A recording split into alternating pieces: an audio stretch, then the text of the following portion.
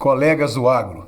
Estamos iniciando hoje pelo canal Noticioso um programa exclusivo, um programa que vai debater o agronegócio em amplo espectro em Minas Gerais e no Brasil.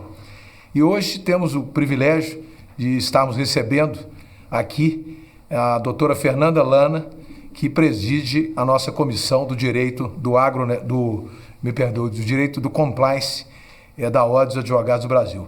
Que na semana passada, a doutora Fernanda, que é formada em direito empresarial com capilaridade em grandes corporações, é especialista na ISO 37001, que é exatamente do sistema de gestão antissuborno. A doutora Fernanda lançou um livro, junto com algumas outras autoras de ponta, sobre o compliance, essa nova modalidade do novo ordenamento jurídico do Brasil. Um ordenamento de ponta que moderniza. E ela lançou esse livro exatamente indo ao encontro da peculiaridade maior de restabelecer no Brasil a unidade, os padrões de ética, os padrões de sustentabilidade que, inclusive, nós do agronegócio defendemos.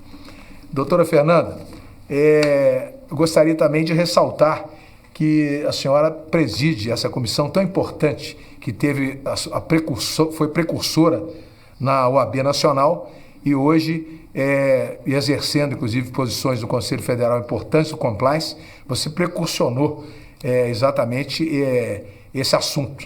E para nós é muito importante, muita honra recebê-la hoje aqui no nosso programa.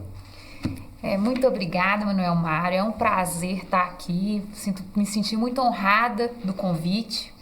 Bom, na verdade, a questão do compliance, eu comecei a trabalhar no compliance em 2006, quando a organização em que eu trabalhava, sou advogada formada, com mais de 20 anos de formado, precisou de implementar um programa de compliance.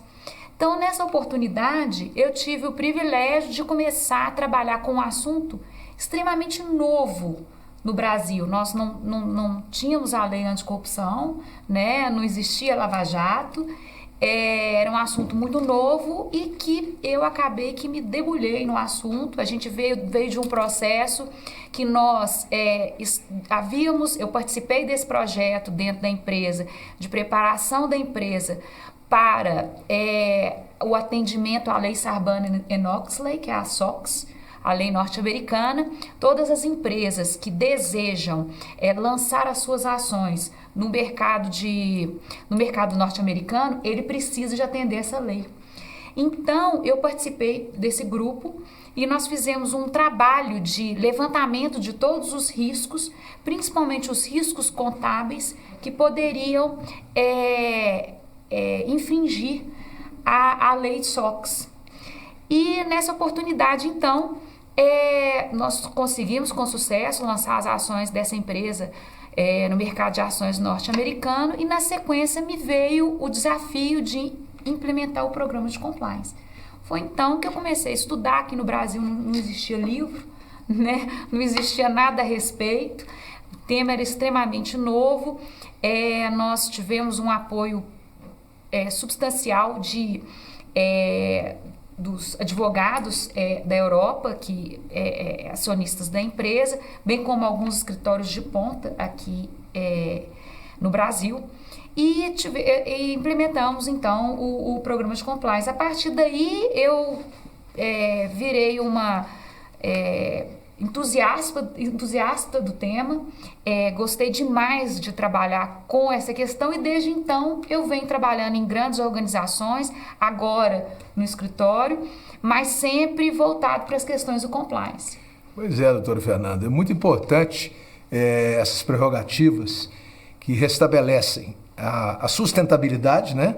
A credibilidade das ações, e nós do agronegócio, nós somos precursores exatamente na iniciativa no Brasil, depois exatamente da lei anticorrupção, a lei, se não me falha a memória, 12.846 de 2017, que criou a lei anticorrupção, criou essa linha do compliance, exatamente para não só seguir padrões internacionais de controle, como você disse muito bem anteriormente, padrões norte-americanos, padrões de inteligência e tudo, e nós tivemos no Ministério da Agricultura, por via de consequência, uma extraordinária ação que começou doméstica com o ministro Maggi, na família, no grupo dele da família, um dos maiores produtores de soja do mundo hoje, criou depois no Ministério da Agricultura o selo de integridade. Isso, notadamente, foi muito importante essa iniciativa governamental no sentido de sustentabilizar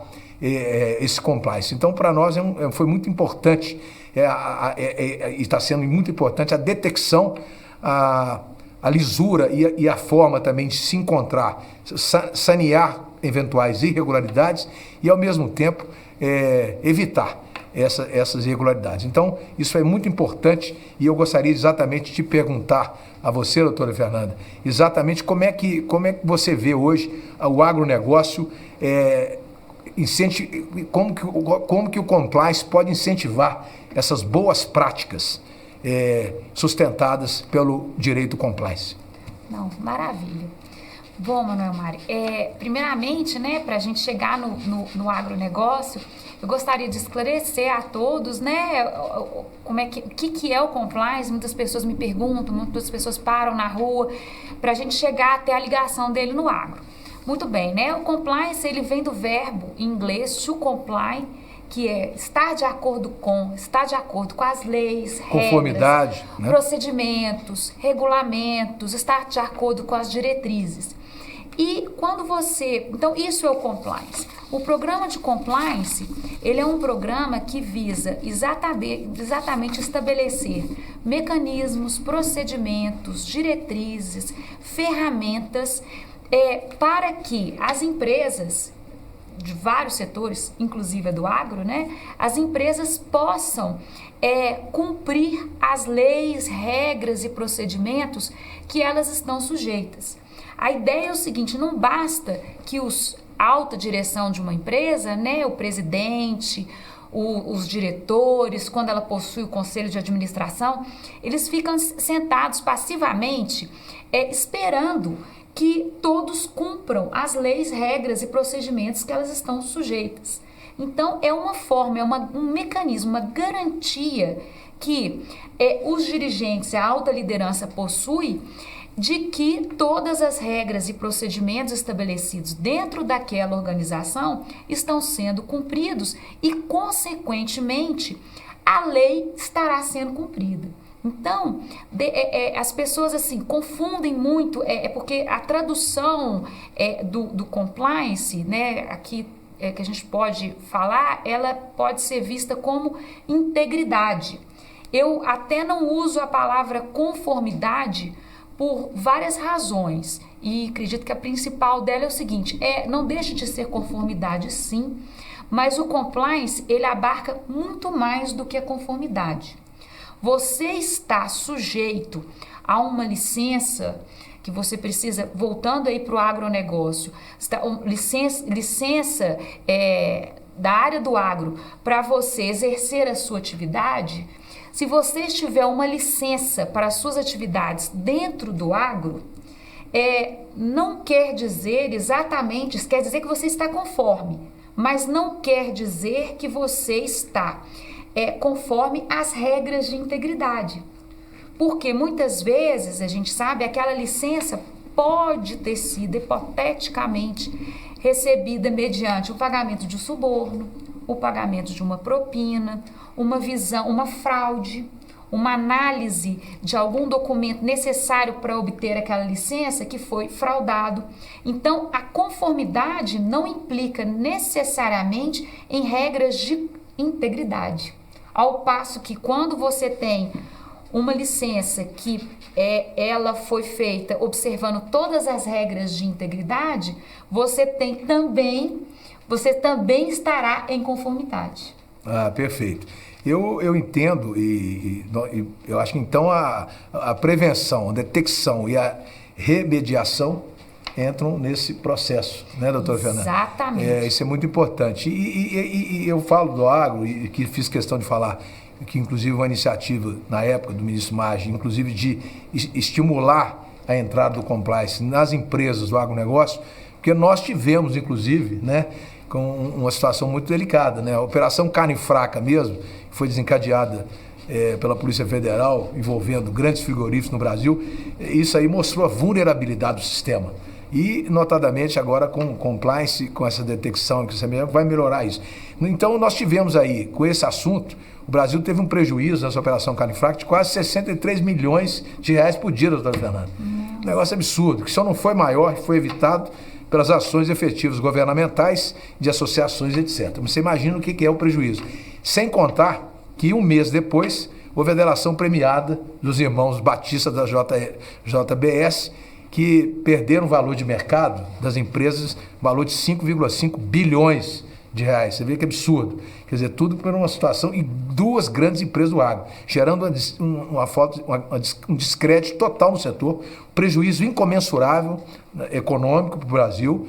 Nós perdemos com as nossas exportações e isso, lamentavelmente, serviu exatamente para a gente também, nesse novo momento que nós estamos vivendo, repensar o posicionamento, e esse posicionamento claro, você se referiu, de sustentabilidade também desse programa de compliance, que, no meu entendimento, atinge as pequenas, médias e grandes empresas. Não é isso, doutora Fernanda? Exatamente. É muito importante você ter bem colocado isso, porque o programa de compliance, o objetivo dele é exatamente detectar, prevenir, detectar, remediar e tratar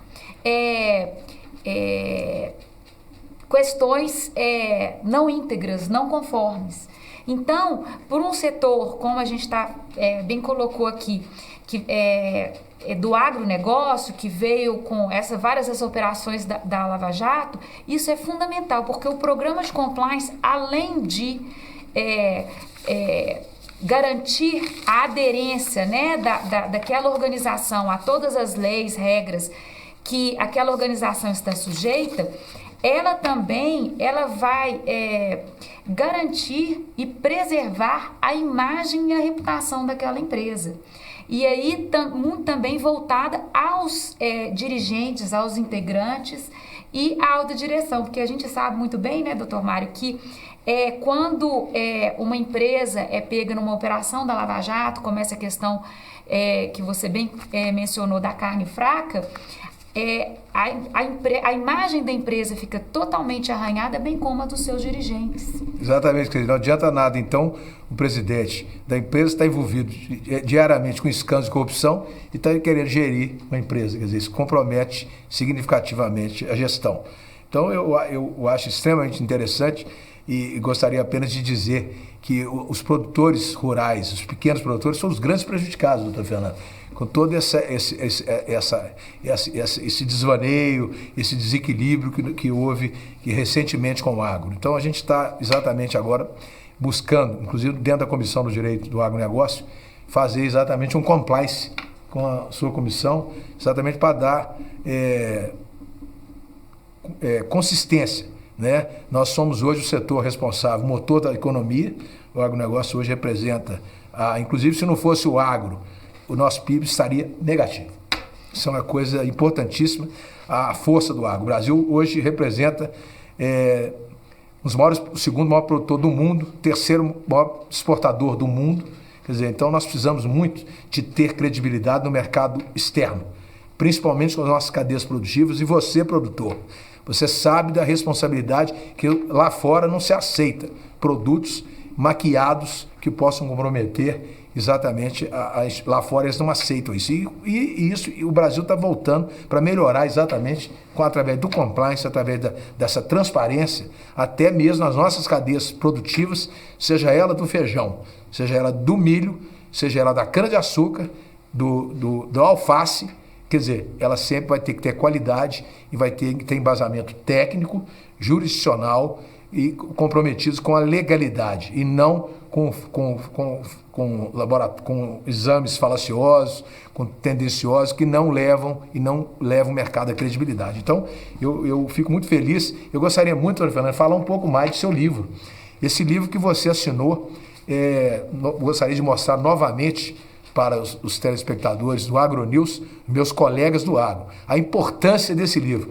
Doutora Fernanda e alguns autores de competência e idoneidade mostram a governança corporativa de uma forma clara, de uma forma objetiva, e mostram principalmente exatamente o apanhado, os parceiros, as integrações e todo o complexo que pode vir. Então, esse livro já está à venda na Plácido, né? Na editora De Plácido, aqui em Belo Horizonte, e na internet. Eu acho que eu recomendo, uma leitura extremamente interessante para você entender o novo ordenamento jurídico. Essa palavra tão falada nos meios setoriais, nos meios empresariais do Brasil.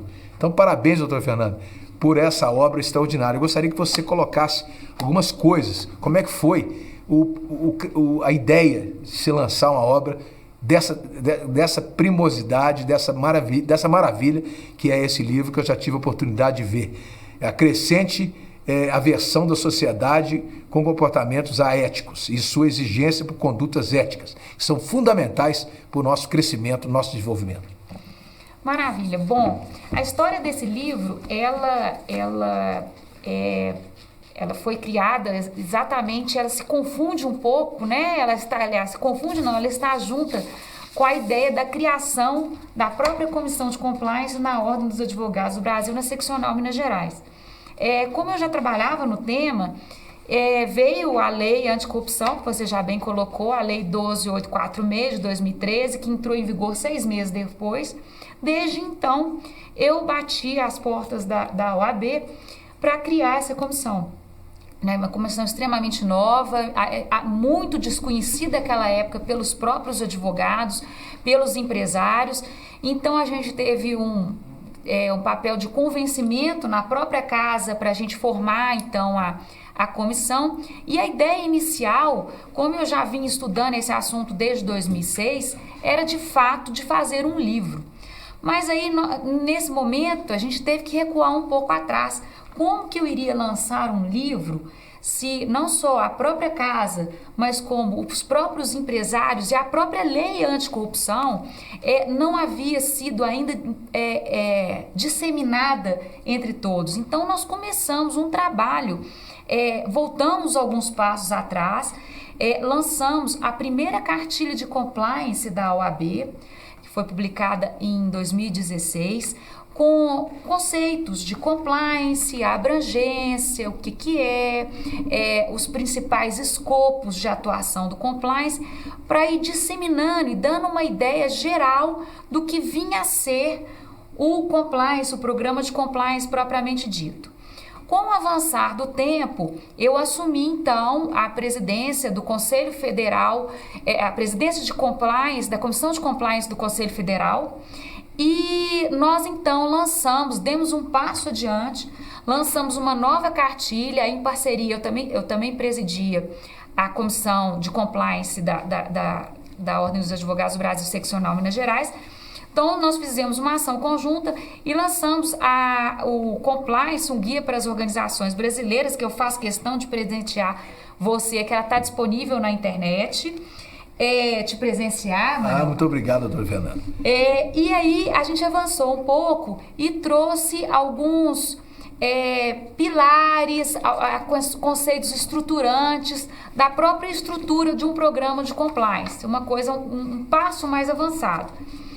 Então, passado o ano de 2018, aí apenas na comissão de compliance da OAB, Seccional Minas Gerais, tivemos então a ideia e falou assim, não, acho que agora não só a Ordem dos Advogados do Brasil, mas também as instituições, as organizações, os empresários, em virtude da Operação Lava Jato, em virtude de vários desdobramentos que tiveram, até o próprio selo de integridade, né, que foi publicado em 2017, que é um selo de premiação das empresas que apresentam boas práticas e regras de integridade, também seguindo a lei, as diretrizes emanadas pela lei 12.846 e o seu decreto regulamentador.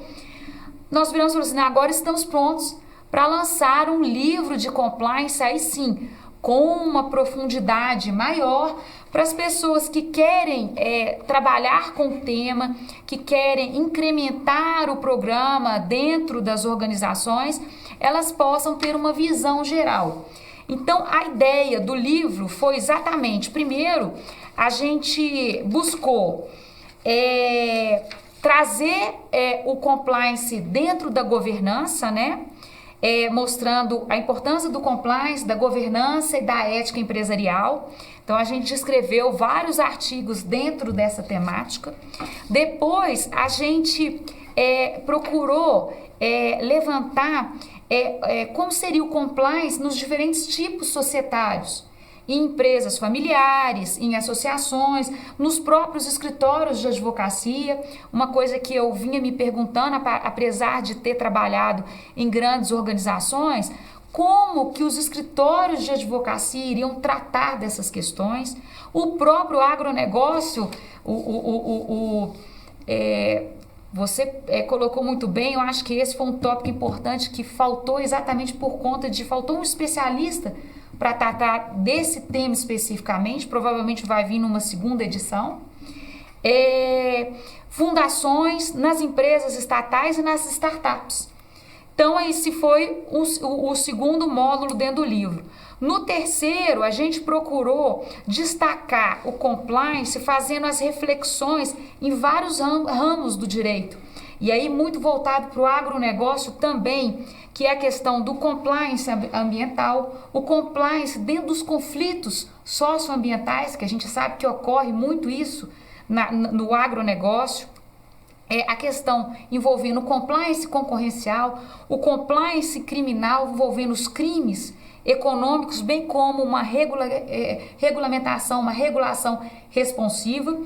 E depois nós passamos para os mecanismos de integridade em si, onde a gente contemplou as boas práticas, os sistemas de gestão de riscos de compliance e de diligências, o sistema de gestão, as interfaces da gestão do risco com compliance, porque para a gente ter um programa de compliance efetivo, seja no agro, seja numa empresa, seja numa fundação, seja no escritório de advocacia, o primeiro ponto que nós temos que ter é o diagnóstico de riscos, é fazer um mapeamento dos riscos que aquele negócio, que aquela organização está sujeita, para a gente estabelecer regras de conformidade, treinar as pessoas e aí sim poder combater e se prevenir de eventuais ataques à integridade daquela organização.